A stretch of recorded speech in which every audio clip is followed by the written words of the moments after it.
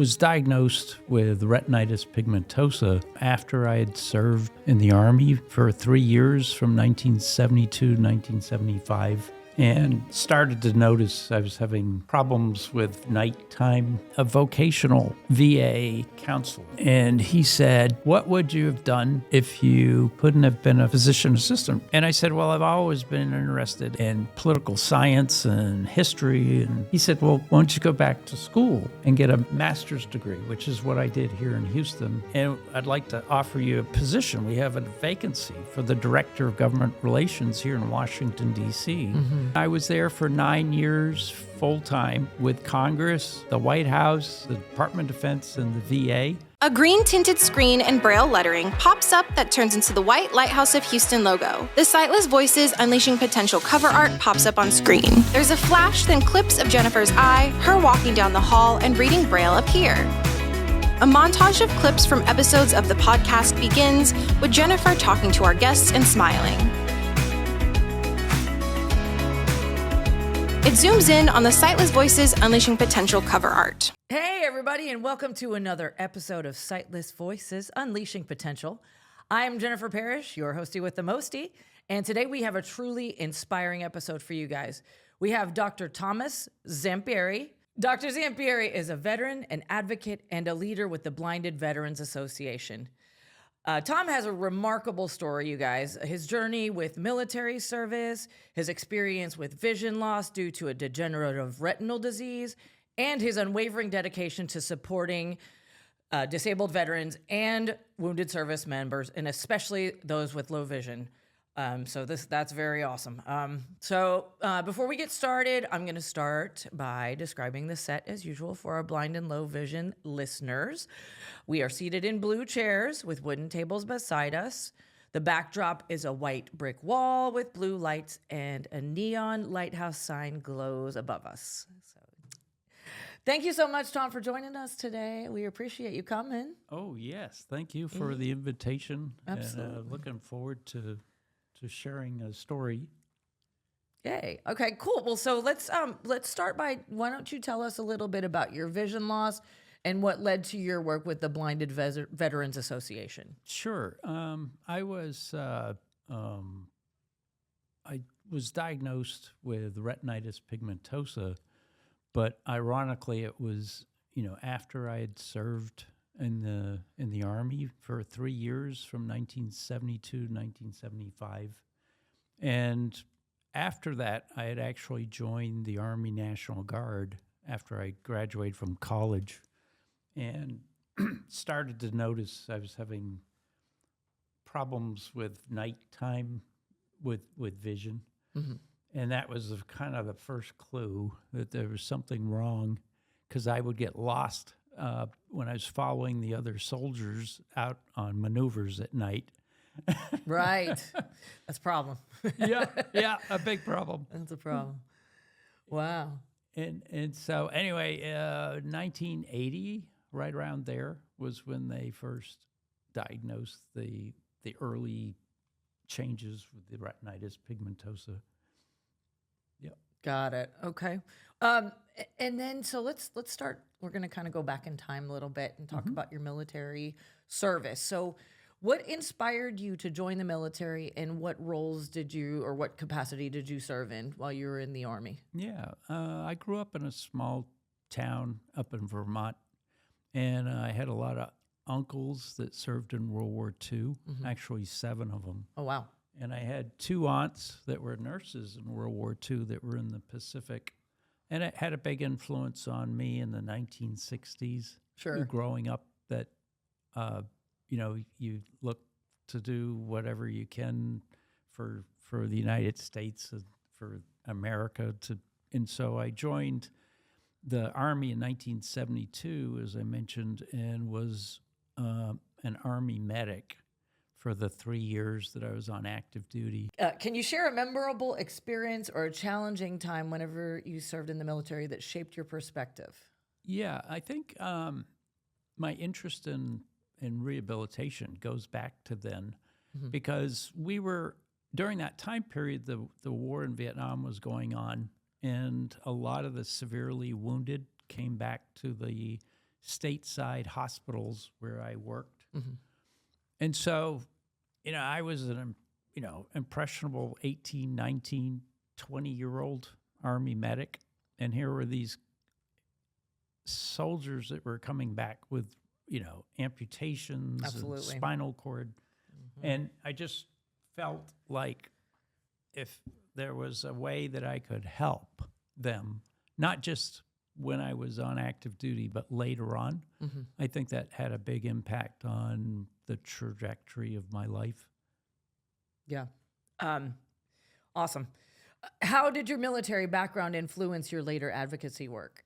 Yeah, actually, the other part of this was when I got off of active duty Army, I went to physician assistant program in Philadelphia.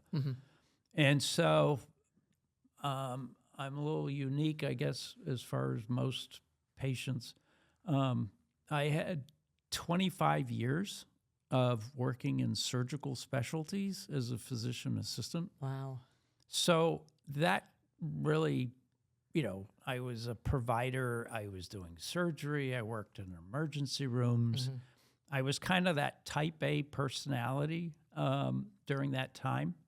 And I loved taking care of people.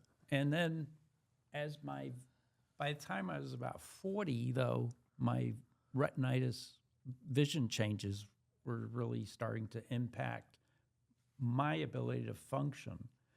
So suddenly one day, after I had accidentally collided with a patient that was in a wheelchair. Oh, wow. Yeah. Yep. I said, I've got to come to grips with the fact that I need to be the patient after all those years of, doing surgery and trauma care and everything. And that's a pretty big change. But I went in and I talked to a vocational VA counselor. And he said, what would you have done if you couldn't have been a physician assistant and an Army medic, for 25 years? And I said, well, I've always been interested in political science and history. And he said, well, why don't you go back to school and get a master's degree, which is what I did here in Houston. I went to the University of St. Thomas. Right up the road. Yeah, got Nice. I got my political science master's degree, and then I worked on my PhD in political science through La Crosse University. Yeah.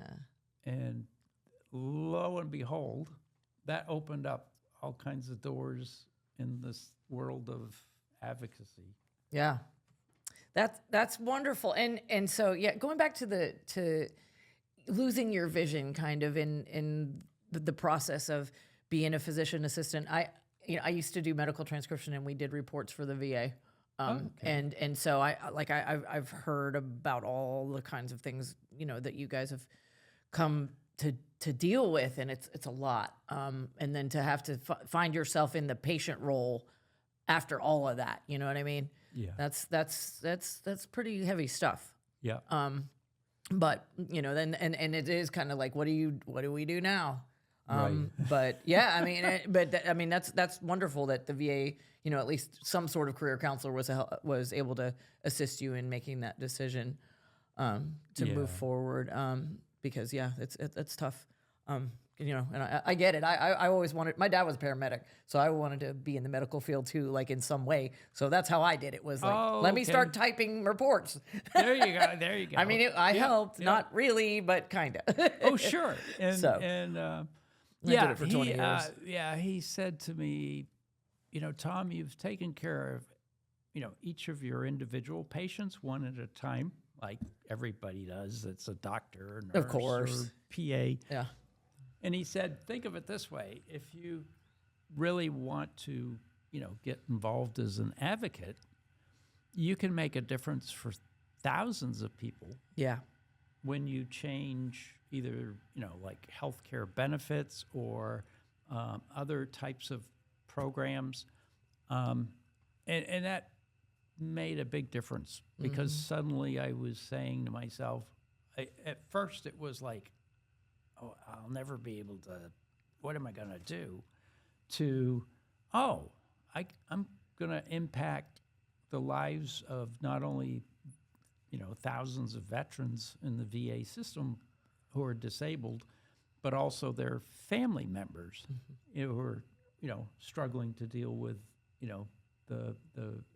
their loved ones' disabilities. Of course.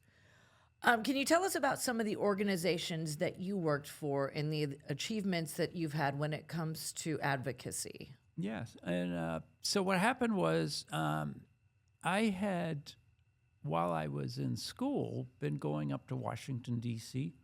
So I knew a lot of the veteran service organizations that you have all heard of, the American Legion, the Veterans of Foreign Wars, Disabled American Veterans. One of my favorites, Paralyzed Veterans of America, the Blind Veterans Association, of course, Vietnam Veterans.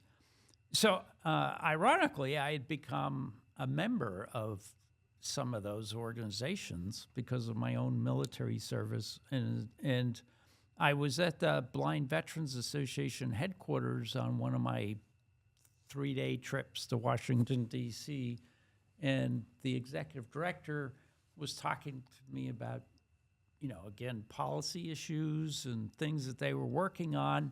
And then he asked me, he said, oh, so Tom, you're an Army medic and you got your master's degree already in political science, and you, worked at a couple different VA hospitals, and so you're hired.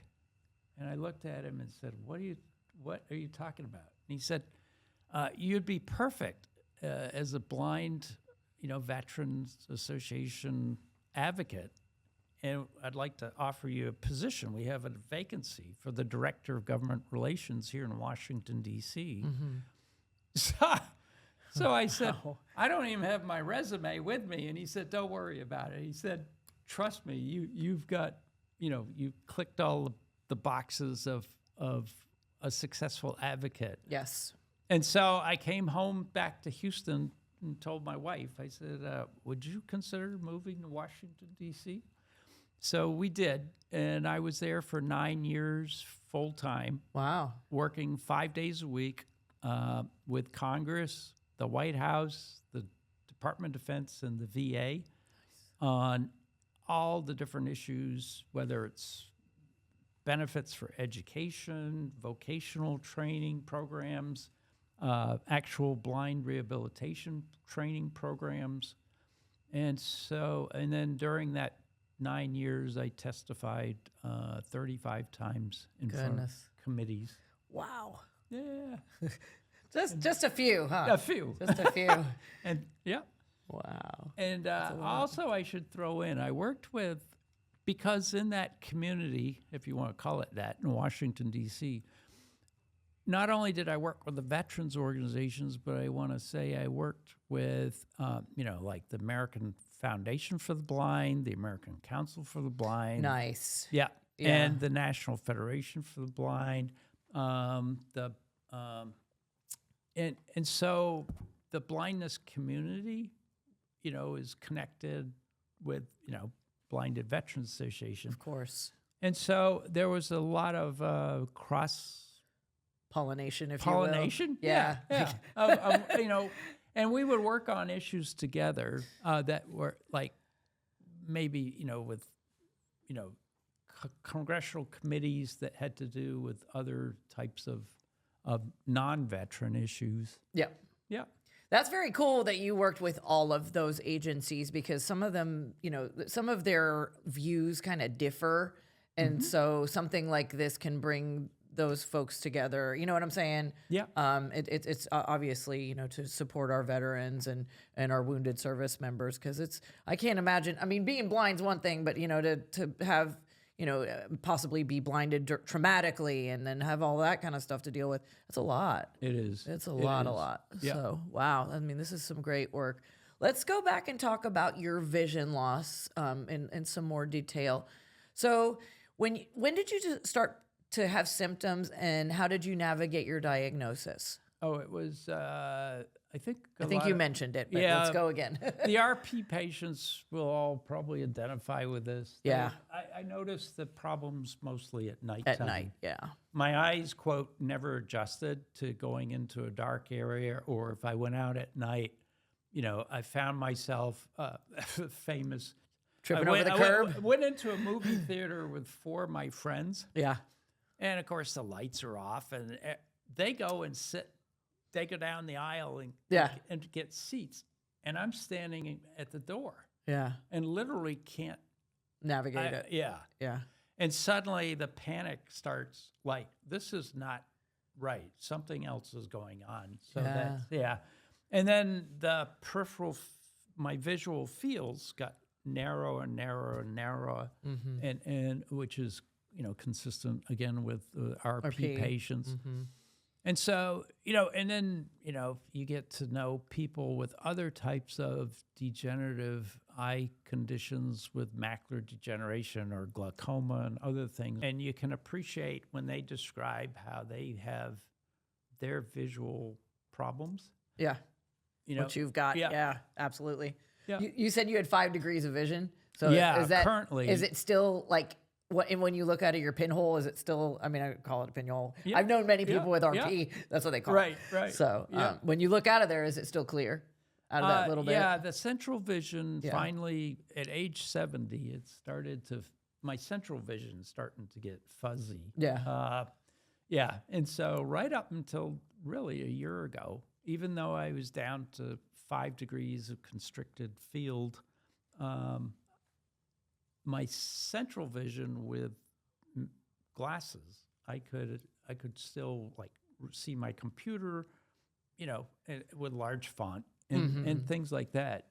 But now I'm kind of entering that phase where the central vision is getting fuzzier as the retina deteriorates. Yeah. Well, that was going to be my next question, was assistive technology. What do you use, and are you looking at maybe using something else, now that your vision's going? I've sort of been, going along with Zoom text. Yeah. And things like that. And, I think I'm going to be doing some training with,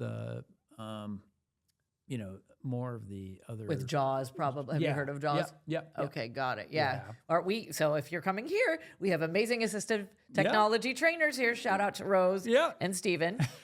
And they do a phenomenal job. I know them quite well. And so you're in good hands here. Yeah. Just FYI. Yeah. But anyway, so all right. So let's get back to my questions. What were some of the biggest adjustments you had to make, either personally or professionally or both? Oh, I think, it's like most patients who get diagnosed or have whether it's a degenerative vision loss or whether it's a, traumatic vision loss, is the acceptance of, I have to do orientation mobility training with a white cane. Yep. And getting past that, the stigma. Yeah. The fear. Yep. What will someone think if I'm in a crowd with a white cane? and once you get into the O&M training, and you suddenly realize people will help you. Yeah. If you don't have that white cane and you run into somebody, especially nowadays, there's you're going to get punched. You're going to get punched. Or worse. So I tell, whether no matter what the cause, when someone's struggling with vision loss, I tell them, first of all, accept help, a training that's available, such as here at the Lighthouse or wherever. The VA has blind rehabilitation training programs, and take that step. And it's a life-changing step, because I tell people you learn to do things that you didn't think you'd be able to do. Mm-hmm. And your confidence level goes up. And I travel quite a bit. Do you go solo? Yeah. In fact, nice. I joke with people. I've also, part of my advocacy, not to run over time, but you're fine. Is because of my medical background and doing surgery and stuff, I've very close affiliation with the American Academy of Ophthalmology, the Association of Research and Vision Ophthalmology, ARVO. I've been to their research conventions. Wow. And there's something to be said about being the only person with 7,000 ophthalmologists at a national convention, and you're the only one with a white cane. But you're talking to them about all the research that they're doing. Yeah. And I, as an advocate, you ask, well, why are you there?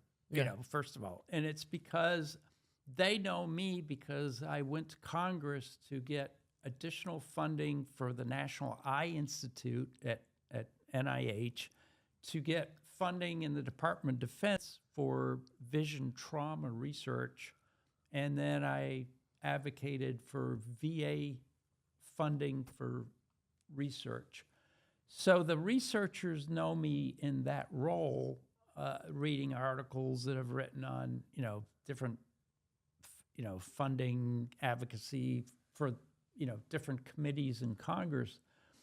And so the reason I get invited to those research meetings is because of that. And not that I'm a patient. In fact, some of the ophthalmologists and optometrists, when I go to these national meetings, they're like, "Oh, Tom, I didn't know you're blind." Right, and it's probably like blind. We just know that you're up on Capitol Hill and you go, to the agencies, and you've gone to the Pentagon. Yeah. And then they're, I guess, even more impressed because you're doing all that blind. Right. You're right. Right. And you're not wearing it like a big sign. No. I mean, you have to let people know when you have to, but like you're not wearing it as a sign. Right. So yeah.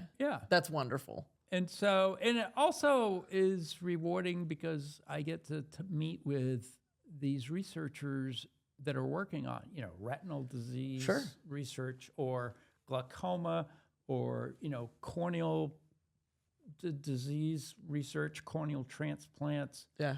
The retinal chips that people read Those about. Those sound very cool. and so I actually have this network around the country of people. Just yesterday, I was on a research committee call with about 17 different researchers, optometrists, ophthalmologists, PhD researchers. And I told them I'm not, a clinical person anymore. Sure. But I'm your biggest advocate, when it comes to trying to figure out ways to get policies changed, or, funding, hopefully, for research. Absolutely. And I bet they're happy to have your expertise and experience as well. So that's a good pairing. Yeah. Good partnership. Well, this was a great conversation, Dr. Zampieri. I'm so happy that you were able to join us today. As we wrap up here, can you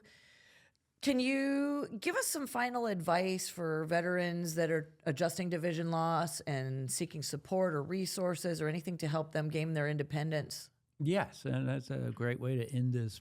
Please, if anyone in the audience listening to this, if you've got a family member who's a veteran, or if you're a veteran, or you're a caregiver of a veteran who's got vision loss, please check out the Blinded Veterans Association, bva.org, our website. It has information there, not just about us, but the VA's rehabilitation programs, and that there's 13 inpatient rehabilitation locations at different VA hospitals around the country. And then there's, like in Houston, there's a visual impairment services outpatient program. So you can get training through the VA.